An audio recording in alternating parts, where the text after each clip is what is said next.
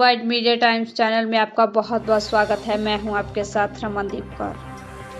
आइए नजर डालते हैं आज की कुछ खास खबरों पर। कोरोना संक्रमण के मामलों में लगातार हो रही गिरावट से जहां आम आदमी और सरकार ने राहत की सांस ली है, वहीं दवा के थोक डीलरों के यहां भी कोरोना काल के दौरान मांग के अनुसार इकट्ठा की गई कोरोना किट और अन्य वस्तुओं की मांग में काफी कमी आई है। हालांकि माल की उपलब्धता और माल में कमी के चलते दवा के डीलरों के सामने दोहरा संकट जरूर पैदा हो गया है। बावजूद इसके कोरोना के घटते मामलों को लेकर खुश है। इस बीच शहर के डीलर रोड स्थित दवा की थोक मंडी में corona kit, sanitiser, mask, PP kit सहित तमाम जरूरी वस्तुओं की मांग कम होने और इन सामानों में लगातार एक्सपायरी होने के कारण दवा के थोक डीलरों पर माल भरा हुआ है। मैं जब अपने पीक पे था तो हम लोग उसके हिसाब से माल मंगवाना शुरू किया और धीरे धीरे जब कंट्रोल में आ गया तो बफ एंड कैप हो गया, आपका सैनिटाइजर्स हो गए, आपके ग्लव्स हो गए,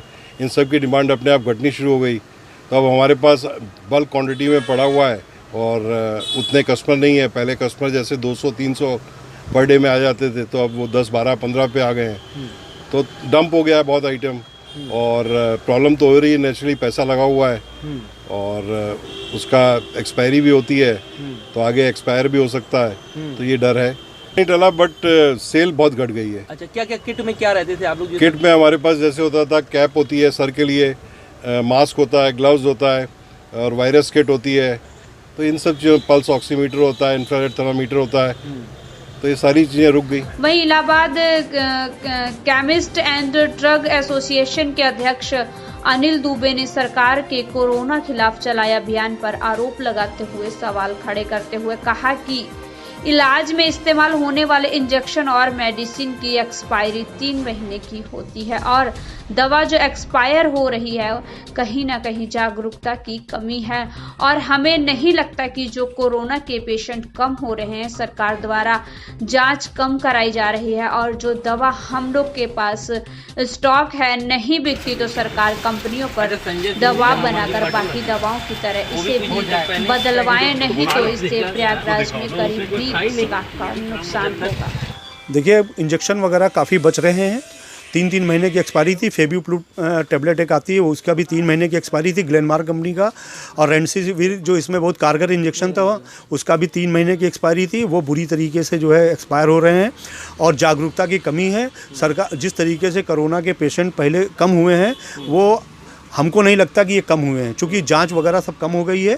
इस वजह से ये चीज़ें देखने को मिल रही हैं और अगर ये हमारे लोगों की बिक्री नहीं हुई तो ये मान के चलिए कम से कम 20 लाख रुपए का सिर्फ इलाहाबाद में नुकसान होगा। क्या मांगे आपकी? हम चाहते हैं कि जैसे हर कंपनियां हर दवाओं को रिप्लेस करती हैं, उस तरीके से अगर ये नहीं बिकता तो सरकार कंपनियों पर दबाव बनाए कि वो इसको वापस ले लें। नाम बता दिए। मैं अनिल दुबे, अध्यक्ष Allahabad chemist and drug association Prayagraj. बिक्री कम होने और माल के लगातार एक्सपायर होने के चलते दवा डीलरों के लाखों रुपए बाजार में फंसने के बाद कोई रास्ता नहीं निकलता दिखाई दे रहा। दवा डीलरों ने कंपनी से लेकर एसोसिएशन तक मदद की गुहार लगाई है।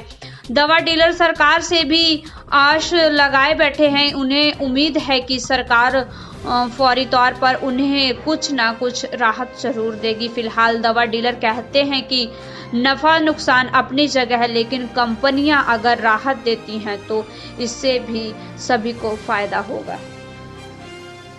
हम लोग के मार्केट में जो भी दवाएं हैं या जो भी सर्जिकल से जुड़ी चीज़ें हैं, ऑक्सीमीटर हैं, सैनिटाइज़र हैं और जो भी दवाएं हैं, इनकी एक सबकी समय सीमा होती है और इस समय सीमा समाप्त होने के बाद ये हम लोग के लिए बेकार हो जाती है। तो हम सिर्फ ये चाहेंगे कि जितने भी व्यापारी हैं, जो चाहे सर्जिकल के हों या दवे के हों, जो भी चीज़ें अगर हम लोग की ख़राब हो रही हैं, तो हम सिर्फ इतना कंपनियों से चाहेंगे कि हम लोग की चीज़ें जो भी ख़राब हो रही हैं, एक्सपायर हो रही हैं, वो कंपनी आसानी से रिफ़ंड करे। देश दुनिया की खबरों के लिए world media times news channel को सब्सक्राइब करें।